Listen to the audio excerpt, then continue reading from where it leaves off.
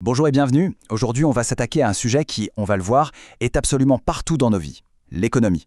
Mais attention, oubliez un peu les graphiques compliqués et les théories obscures. On va plutôt aborder ça comme une grande histoire. L'histoire de nos choix, de nos désirs, face à une réalité toute simple.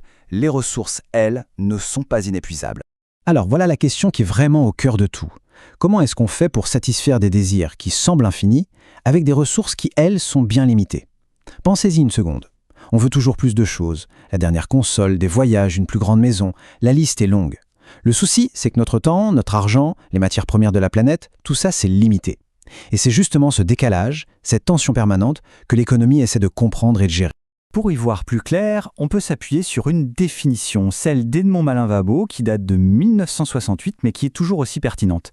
Il nous dit que l'économie, c'est la science qui étudie comment les ressources rares sont employées pour satisfaire des besoins. Il y a deux mots-clés là-dedans, rare et besoin. En gros, l'économie, c'est la science des choix. C'est l'étude de comment on fait des arbitrages en permanence pour allouer ce qui est rare, afin de combler des besoins qui, eux, sont quasi limités. Ok, première section. Pour comprendre ce grand puzzle, le plus simple, c'est de commencer par la plus petite pièce. On va faire un zoom avant, si on veut, pour regarder de plus près l'acteur principal de tout ça, l'individu. Alors, pour étudier ce comportement, les économistes ont inventé une sorte de personnage conceptuel. On l'appelle l'Homo economicus. C'est un modèle. Attention, c'est super important de le préciser, ce n'est pas une description de ce qu'est un être humain dans toute sa complexité. Non, c'est une simplification, un outil de travail. L'idée, c'est d'imaginer un individu qui serait parfaitement lucide, qui calculerait tout le temps, pour atteindre ses objectifs de la manière la plus efficace possible. C'est un être purement rationnel. Et quels sont les traits de cet Homo economicus? D'abord, son comportement est toujours rationnel. Il utilise ses moyens, son temps, son argent, de la manière la plus efficace possible. Chaque décision est le fruit d'un calcul pour atteindre ses objectifs. Et son but principal dans la vie, si on peut dire, c'est la consommation, satisfaire ses besoins. Pour y arriver, son moyen principal, c'est la production, que ce soit en travaillant ou en investissant. C'est une vision un peu mécanique, c'est vrai, mais elle est très utile pour poser les bases et comprendre certaines logiques du marché. Bon, on a vu l'individu, cette petite pièce du puzzle. Mais l'économie, ce n'est pas juste une personne toute seule dans son coin. Que se passe-t-il quand on met des millions, des milliards de ces acteurs ensemble? Quand ils commencent à interagir, à échanger, à être en compétition? Là, l'échelle change complètement. Il est temps de dézoomer. Voilà, deuxième partie, on fait un zoom arrière. On prend de la hauteur pour regarder l'image globale, celle des systèmes que toutes ces interactions individuelles finissent par créer au niveau de la société.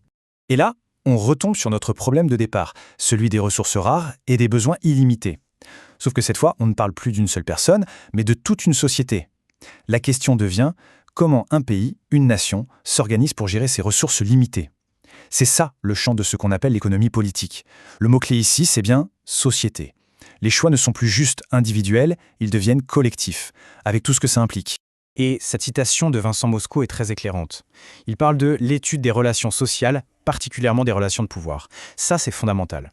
Ça veut dire qu'à ce niveau-là, l'économie n'est plus juste une histoire de chiffres et de calculs. Pas du tout. Elle est complètement liée aux structures sociales, aux jeux de pouvoir. Qui a le pouvoir de décider comment on produit, comment on distribue et comment on consomme les ressources? Ces questions-là sont absolument centrales. Ok, troisième partie. On a donc deux niveaux d'analyse bien distincts, l'individu et la société. Pour étudier tout ça, les économistes ont en quelque sorte deux paires de lunettes, deux optiques différentes pour observer le monde. Et ces deux optiques, ce sont la microéconomie et la macroéconomie. C'est une distinction vraiment essentielle. La microéconomie, c'est la vue de près, c'est notre fameux zoom avant. On s'intéresse au comportement des acteurs individuels, les ménages, les entreprises. Comment se fixe le prix d'un produit, comment une famille gère son budget. Ça, c'est de la micro. Et puis, il y a la macroéconomie. Là, c'est la vue d'ensemble, le zoom arrière. On regarde les grands agrégats, les phénomènes qui touchent tout un pays, voire le monde entier. L'inflation, le chômage, la croissance économique. Alors, on a le micro, le tout petit, et le macro, le très grand. Mais entre les deux, il y a quelque chose? Eh bien oui, il y a un niveau intermédiaire qu'on appelle la mésoéconomie. C'est un terme un peu moins connu, mais c'est tout simple. Ça se situe entre les deux. Par exemple, au lieu de regarder une seule entreprise automobile, ou l'économie française dans son ensemble, la mésoéconomie va s'intéresser au secteur automobile tout entier, ou à l'économie d'une région spécifique. C'est une sorte de pont entre les deux autres échelles. Et on termine avec une question pour réfléchir un peu. Pour vraiment comprendre le monde dans lequel on vit, est-ce qu'une seule de ces optiques est suffisante? Est-ce qu'on peut tout saisir en regardant seulement les individus, ou au contraire seulement les grands chiffres nationaux? La vraie richesse de l'analyse économique ne se trouve-t-elle pas justement dans la capacité à passer de l'un à l'autre, à savoir jongler en permanence entre le zoom arrière et le zoom avant? C'est une question qui reste ouverte.